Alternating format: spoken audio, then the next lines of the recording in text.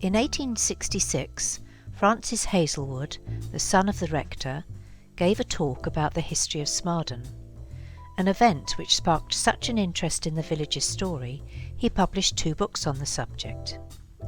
Since the opening of the Heritage Centre in 2007, an absolute wealth of documents, photographs, stories, books and artefacts have come into us, and as a result of this, our understanding of Smarden's history is now far deeper and wider than it was when that first talk took place over 150 years ago. With so much history now at our fingertips, we decided to make this film to highlight the scope of the records which make up our collection, and also the variety of other things we do as a society. So sit back and enjoy this short introduction to the work of Smarden's History Society. Today, we are one of the best supported groups in the village, with about 70 members and a hard-working committee of 11. Our monthly programme of talks is very popular and covers a range of mainly local history subjects, many of which have been given by our members themselves. 20 years ago, the Society gave only 4 talks a year, but now, despite a worrying shortage of good speakers, we are able to present a programme of 8 talks each year.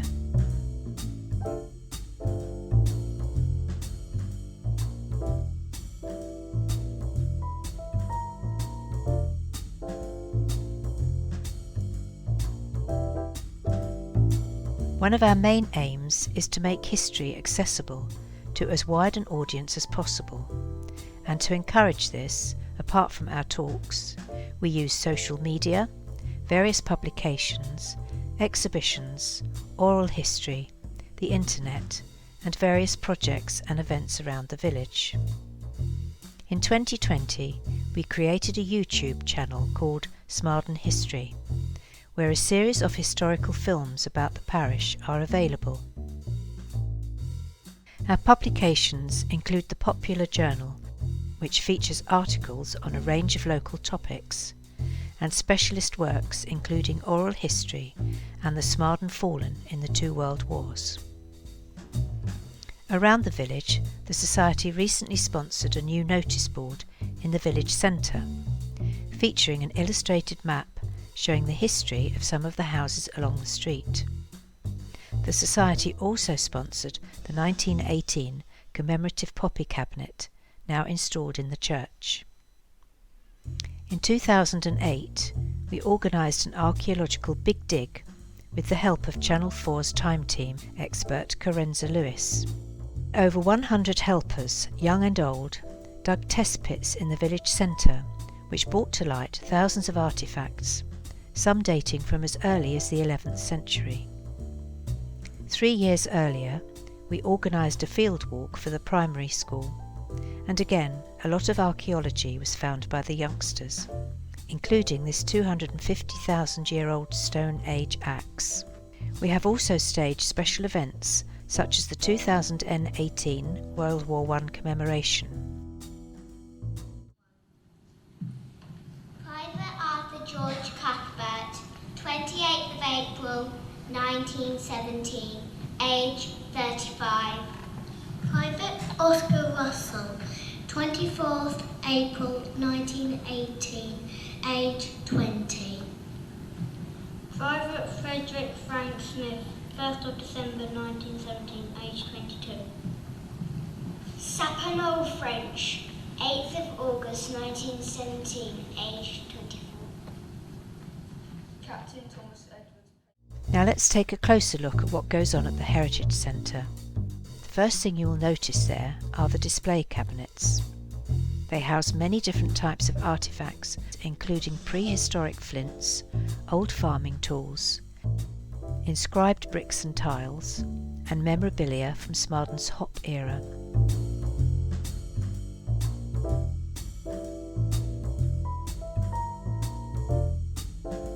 On Friday mornings, a team of volunteers work on various research projects. We have one ongoing project digitising and transcribing old handwritten church records, some centuries old, which were once kept in the parish chest in the church. They have now been made available to us by the church wardens. The originals are kept at Kent Archives. Everything that comes into us is accessioned and given a unique reference. For this, we use a piece of software called Community Chest, which we helped to develop and is now being used by many local history societies and other organisations. We have a partnership with the Kent Archaeological Society designed to help organisations copy and back up documents to archival standards using this high-definition camera system. This is located here in the Hampden Room, which the Society fitted out for this purpose. To date, we have captured many thousands of images for other history societies, museums, institutions, and private individuals. Now let's show you some of the highlights from the Smarden archives. First, the records from the old parish chest. Our earliest documents are the church records, dating from 1536.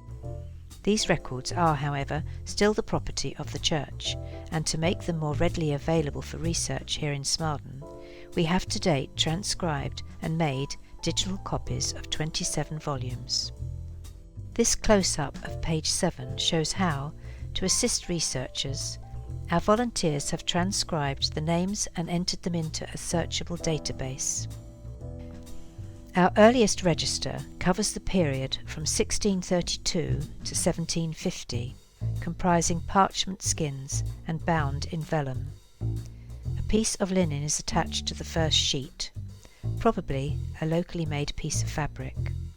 Note attached to the first page states, "Bought August the 24th, of Nathaniel Solby, stationer of London, Abechurch Lane. This book at the price of 16 shillings. Robert Taunton, church warden of the parish of Smarden, in Kent, for the year of our Lord God, 1632. This price converts to approximately £100 in today's monetary equivalent. £100 would have been approximately 2 weeks' wages for a skilled tradesman. Here we see the 7th page of the register, that the entries for 1640 were written in Latin, whilst those for 1641 are in English. Latin appears throughout this volume, and no doubt it was dependent on the scholarly level of the incumbent. That members of the church didn't always live up to the high standards expected can be seen in a newspaper article in 1640, which charges, "The curate of Smarden with drunkenness, he sometimes being so distempered with beer that he could not read the burial service when mourners had gathered around a grave, often being so drunk that he was found lying in the street and dirt, not able to walk without the assistance of 2 men, and many times when he was able to work, being so desperate a fighter that he would strike down not only men but women at the church door." We now have over 1,000 newspaper cuttings, which have been digitised and put into a database. These can be searched by subject, such as obituaries, Smarden cricket match results, or even murders. Here we see our earliest cutting, dating from 9th of August 1769, which refers to several smugglers going through Smarden with horses laden with tea and being chased by the Hothfield officer.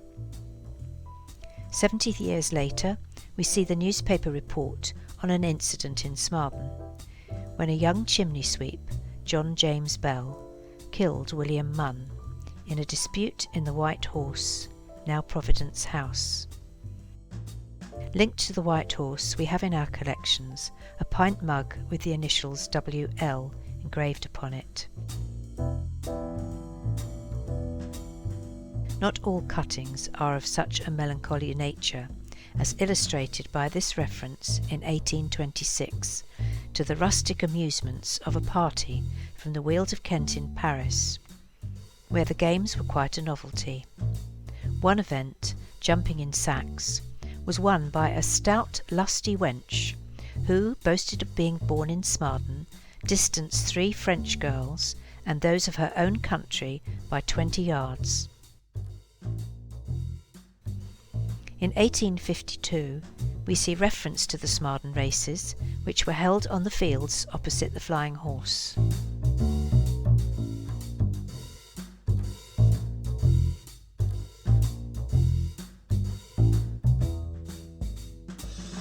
In an article in 1862, referring to the life of Elizabethan Sir Edward Deering, we learn that he was punished by the High Commission Court for calling Queen Elizabeth, in a sermon preached before her, an untamed and unruly heifer. Finally, we have a report on a cricket match played between 11 ladies with bats and 11 gentlemen with broomsticks. The gentlemen, despite having to bowl, and field left-handed, managed a decisive victory. Tea was served at the Chequers prior to resumption of the game, with singing and dancing after stumps were drawn. Moving into the 20th century, we have a number of collections of postcards.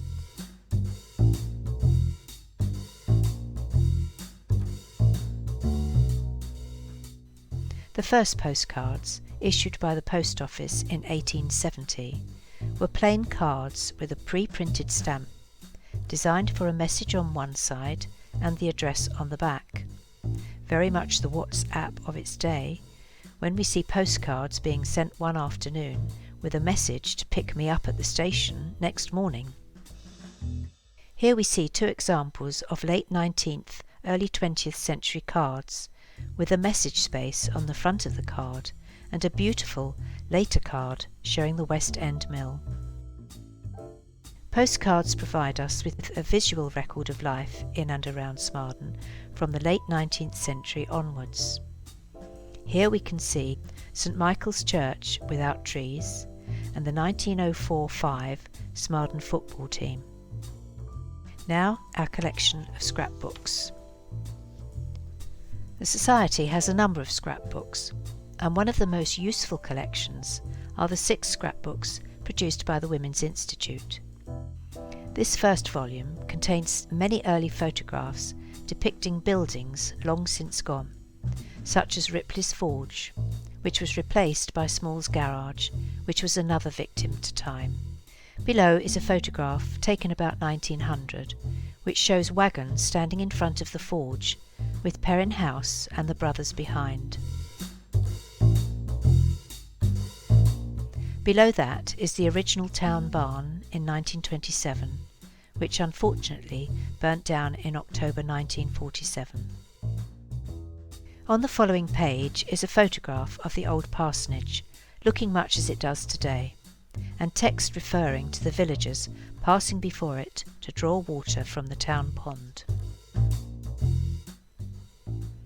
Volume 2 has early photographs of Smarden football teams, with the players named, and a section dedicated to the soldiers and families of World War I.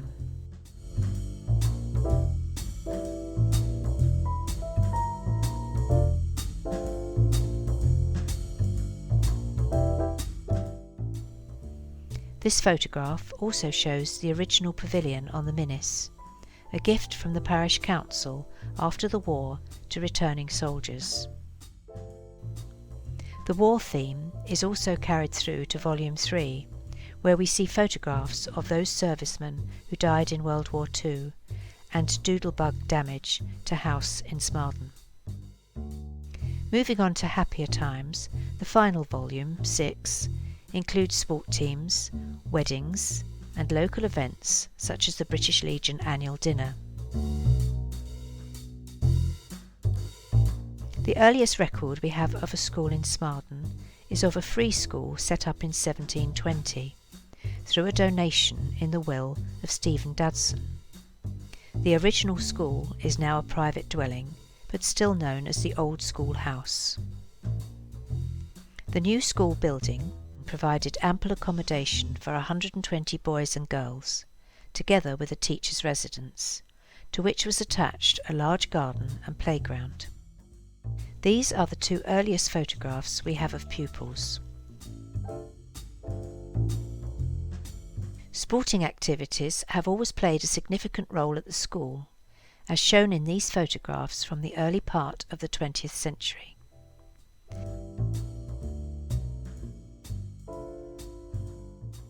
These three photographs identify some of the school children from the 1920s, and in some cases their great-grandchildren are probably taught at the school today.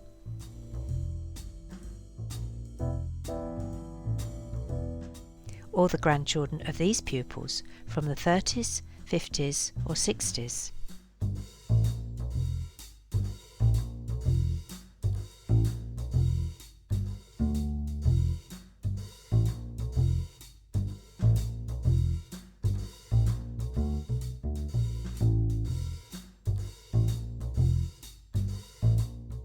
In addition to the national school, there have been a number of private schools in Smarden.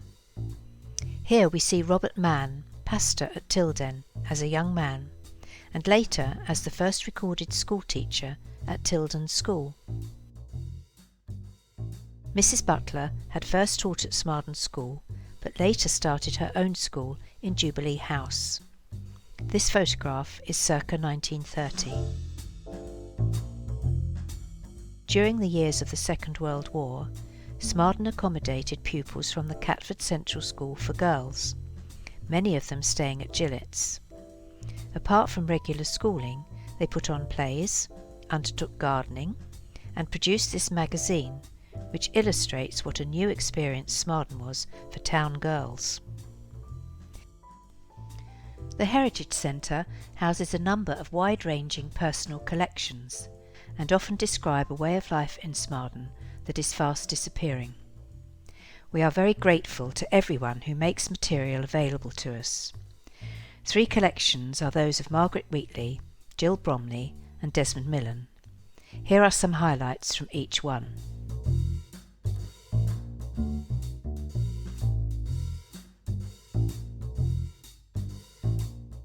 And lastly, one of our most popular and useful activities, family history.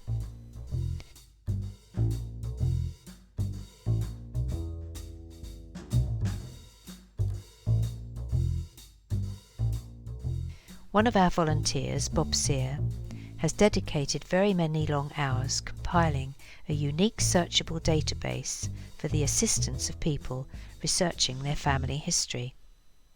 This huge resource is available free of any charge at the Heritage Centre, and over the years we have been able to provide valuable information not readily available elsewhere to researchers here and around the world.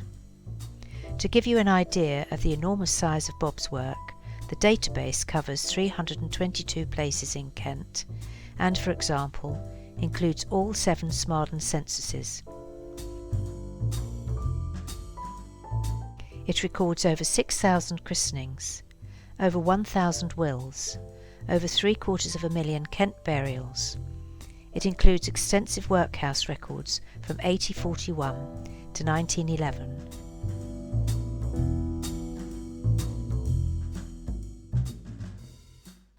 So in this short film we have highlighted just a small part of the archive held at the Heritage Centre.